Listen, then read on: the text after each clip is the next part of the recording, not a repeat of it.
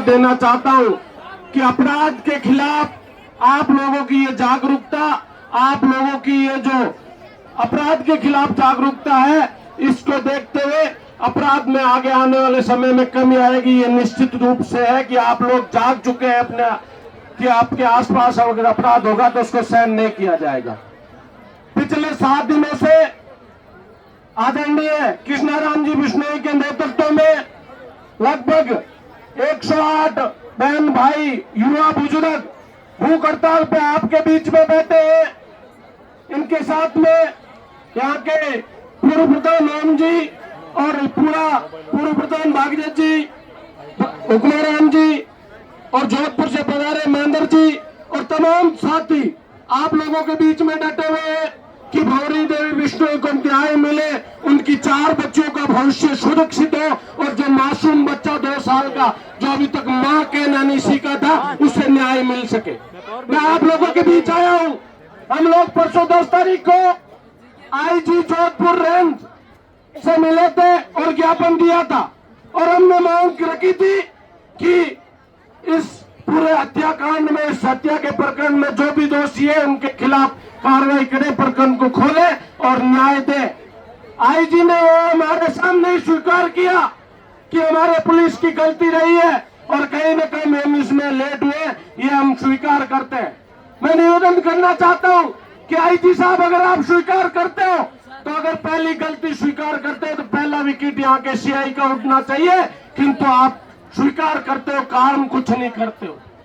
दूसरी बात, मैं आप लोगों के बीच में एक निवेदन करना चाहता हूं कि हमने सिर्फ एक मांग रखी है कि भौरी के हत्यारों को और जो षड्यंत्र करता है उनकी बात सामने आए, ये बात खुले और हमें पता चले कि बहन भौरी देवी की हत्या किन कारणों से हुई और किन परिस्थितियों में हुई।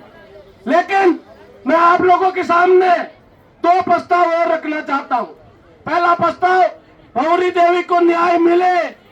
आपको लगता है कि जो लोग 17 दिन में भौरी देवी की हत्या के प्रकरण में कौन लोग शामिल है, कौन लोग नहीं शामिल है, वो ढूंढ नहीं पाए। अगर किसी दबाव में किसी व्यक्ति को पकड़ के लाएंगे और पैरवी करके सजा दिला देंगे, नहीं दिला पाएंगे। इसलिए मैं निवेदन करना चाहता हूं कि भौरी देवी की 4 बच्चे, मासूम बच्चे के लिए राहत पैकेज होना चाहिए। 1 करोड़ रुपए का राहत पैकेज उन बच्चियों के भविष्य के लिए मिलना चाहिए। आप लोग अगर सहमत है तो हाथ खड़ा करो। मैं निवेदन करूंगा कि इसको इस पूरे मांग पत्र में इसको शामिल किया जाए। पूर्ववर्ती राजस्थान सरकारों में अगर कहीं किन्हीं कारणवश खुद की गलती से अगर किसी दुर्घटना का या किसी अपराध का घटित होना होता है और समाजों ने मांग की तो पूर्ववर्ती राजस्थान सरकारों ने वहां पे 25-25 लाख से 1-1 करोड़ रुपए का मुआवजा, सरकारी नौकरी और उनको न्याय देने का काम किया है। हम लोग उन बच्चियों के न्याय की बात क्यों नहीं कर रहे, उनके भविष्य की सुरक्षित होने की बात क्यों नहीं कर रहे? उन 4 मासूम बच्चियों और उस बच्चे के भविष्य को देखते हुए कम से कम 1 करोड़ रुपए के मुआवजे की मांग हमें यहाँ से करनी चाहिए और मुआवजे की मांग उनसे रखनी चाहिए। दूसरी बात, जिला कलेक्टर और जिला एसपी दोनों ने लिखित में दिया कि 5 दिन का समय दो, 5 दिन में हम आपको सामने हत्यारों को और अपराधियों को सामने ले आएंगे और वो अपना विश्वास खो चुके हैं। क्या ऐसे कलेक्टर और एसपी को जिले में रहने का अधिकार है जो लिखित में देते हैं कि 5 दिन में खुलासा कर देंगे और मुंह छुपाते फिर रहे?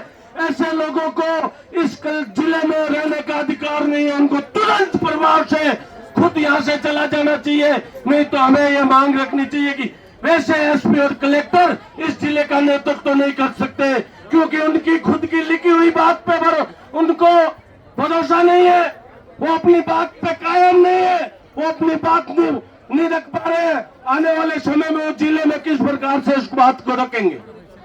अब मैं आप लोगों से निवेदन करना चाहूंगा कि जिस प्रकार ये पिछले 17 दिनों से शांतिपूर्ण तरीके से हमारा धरना चल रहा है, इस धरने में शांतिपूर्ण तरीके से आगे चलाते हुए बहन भौरी देवी को न्याय दिलाने के लिए मासूम बच्चियों को न्याय दिलाने के लिए